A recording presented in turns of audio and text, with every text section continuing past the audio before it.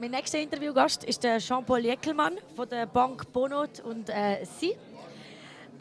Und Sie würden gerne selber sagen, was Sie alles machen, weil Sie verschiedene Aufgabenbereiche haben bei der Bank Bonot ici. Oui, effectivement. Bon, moi, je suis personnellement responsable de la stratégie d'investissement de la banque, donc responsable des investissements, et dans ce cadre-là, aussi responsable de notre fonds immobilier, Bonot Immobilier. Was macht denn die Bank Bonot und Sie hauptsächlich? Ist es eine ganz normale Bank? Kann ich da ein Konto auch eröffnen oder sind Sie spezialisiert? Non, la Banque Bonot est une banque privée, une ancienne banque privée, puisqu'elle a plus de 200 ans d'existence. Et nous sommes spécialisés dans la gestion de fortune, dans la gestion d'actifs, et non pas dans le retail banking. Okay. Inwiefern sind Sie von der Digitalisierung direkt betroffen im Immobiliensektor? Merken Sie da, es passiert etwas oder merken Sie gar nichts? Ah oui, les choses commencent à bouger. Le secteur immobilier a probablement été un des secteurs les plus presque en retard à venir dans le monde de la digitalisation. Mais depuis 2-3 ans, les choses commencent à bouger beaucoup. D'abord dans tout ce qui est l'analyse des données, la récolte des données, ce qui était relativement difficile auparavant. Aujourd'hui, on a des systèmes qui collectent les données, qui peuvent commencer à les analyser. Et puis, évidemment, dans tout ce qui est des intermédiations au niveau de l'hypothèque, des intermédiations au niveau des transactions, puisqu'on commence à faire des transactions online. Et puis, les nouvelles formes d'investissement, comme un peu le crowdfunding, etc., qui arrivent aussi.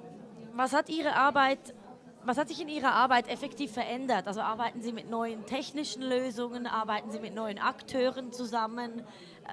Wie passen Sie sich da an? Alors d'abord, effectivement, on a un travail qui change, c'est-à-dire qu'on peut maintenant ajouter plus de valeur dans la gestion d'un portefeuille, par exemple, grâce à l'analyse des données qu'on peut faire.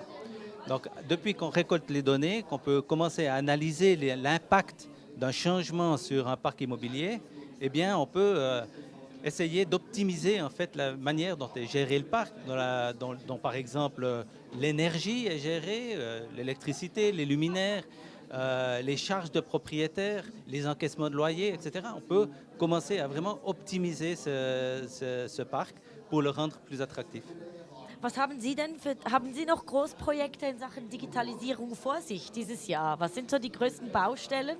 Alors, bon, je dirais que la première étape, c'est indiscutablement le partage de l'information, c'est-à-dire la réunion de toutes les informations sous un seul toit, puisque quand nous avons un parc qui représente une centaine d'immeubles gérés par une dizaine de régies différentes, et il s'agit de réunir en un seul endroit toutes les données de ces immeubles qui nous sont transmises par les régies.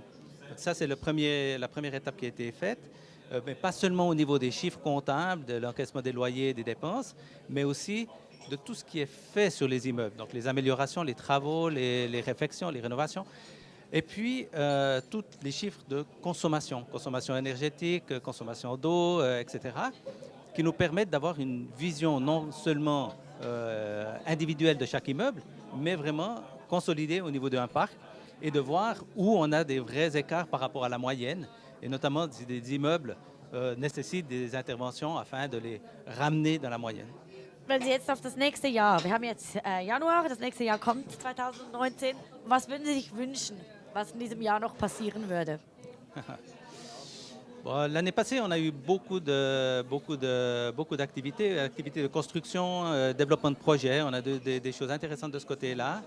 Et peut-être n'étant pas un pur professionnel de l'immobilier, mais ayant une vision extérieure, je trouve qu'on manque encore un petit peu de vision ou de prévisualisation de projets ou l'utilisation de la technologie pour faire des scénarios, pour nous amener beaucoup d'alternatives au niveau, par exemple, de l'exploitation d'une surface, d'un terrain, d'une mise en valeur, d'un rehaussement d'immeubles, etc. On a aujourd'hui, à mon avis, encore pas assez de capacité de pouvoir prévisualiser beaucoup d'options différentes. Oui. Merci beaucoup. C'était très volontiers. Merci beaucoup.